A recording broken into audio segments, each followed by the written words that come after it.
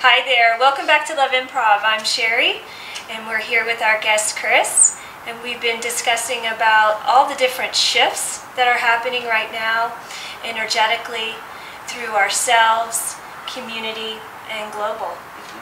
A lot of that has to do with how we communicate what's happening with each other through language. And Chris and I were just talking a little bit about how we are kind of creating our own language now. Tell me a little bit more about that. Okay, so languaging of things. Within Yes Tribe, something that we like doing is, just as we're like living with each other and developing ideas and kind of patterning the collective consciousness, it's like all these different memes come out on the internet, whether it's like all like the postcards with the little quote, the funny quotes, like whatever these things are. It's like we're kind of like rewriting stories and like also tapping into like remixing things as far as those old types of cards. Like we're all kind of like remixing our art and creating language and creating new culture, and we definitely think it's a pretty important thing as far as tapping into creating our own culture and not necessarily becoming or being consumers of what's just presented out there for us, whether it's through corporations or who's ever trying to get your mind share. It's like we're all like actively creating culture, and I think the more we can do that through our art and through like our pure expressions, if you can make money doing those things, great, but like I think it's really helpful if your main motivation isn't to like make a living at those things, like really just expressing yourself freely and allowing information to be open source and sharing resources with people. And so then, like specifically around the language, we get really stoked about restructuring language, and and some of the concepts that we've come up with this summer, like being out in the festival circuit, we had come up with this concept around deep fried sacred geometry, which is just the idea of like looking at our own shadow and being at a festival where everyone was like, everyone's very vegan and conscious of what they're eating. There was this one vendor there that was literally deep frying everything he could get his hands on, like Twinkies, Oreos, everything. And this guy was a big hit at the festival, so everyone really liked this guy's deep fried stuff. So we started asking him if he would like deep fry our merkabas and our flowers of life. And so it became this whole thing, and yeah, so like different ideas that we've come up with at this other festival out in Ohio called Rootwire that we went to. We came up with the concept of Namaho, and there's actually a whole article, a review article on the internet on the Rootwire Festival, and kind of like a defragging of the entire festival culture, where we kind of deep fry the entire festival culture, and that's available online. And then we came up with this newest concept about metasexuality.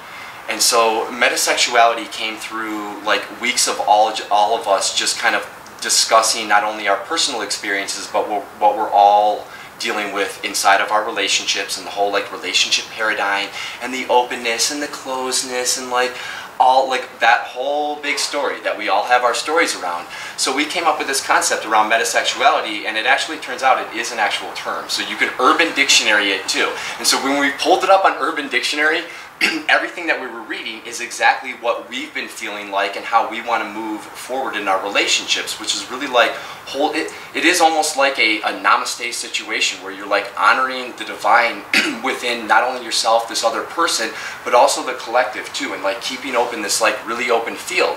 And so within metasexuality, it doesn't necessarily mean that you're like open sexually, even though the word is in there. It's more of an expression of being in a space of like freedom and expansion, and a way of connecting with a partner that allows you to have more like loving relationships with everybody around you. It's more of like a cohesive packaging around like being in partnership and community with people. So yeah. Well, that's totally different in the realm of polyamorous then. I mean, this is more of a spiritually it's like connected base than just having one partner. Definitely, definitely. And that discussion came out of like all of our discomfort in trying to like, categorize and classify like who we are inside of that sort of tagging, because we've all like, we've all done the monogamy thing. Maybe some of us have experimented with polyamory. It's just nothing ever really felt right within my being, and metasexuality feels good. It definitely feels good, and it creates a really safe, juicy container.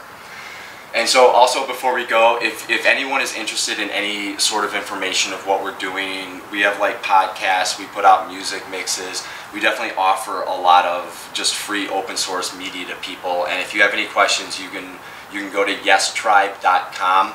Check us out on there, and we're kind of like strewn in other areas too, but that's our main funnel point. So if you want to get in touch with us, hit us up there, or check us all out on Facebook too.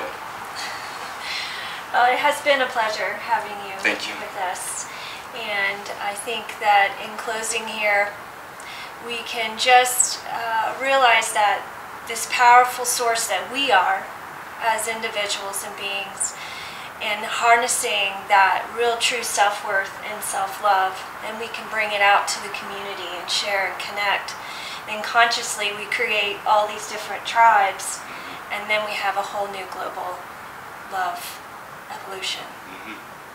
Again, thank you so much, and thank you viewers from Love Improv. If you have any questions or comments, please just let us know. loveimprov@live.com.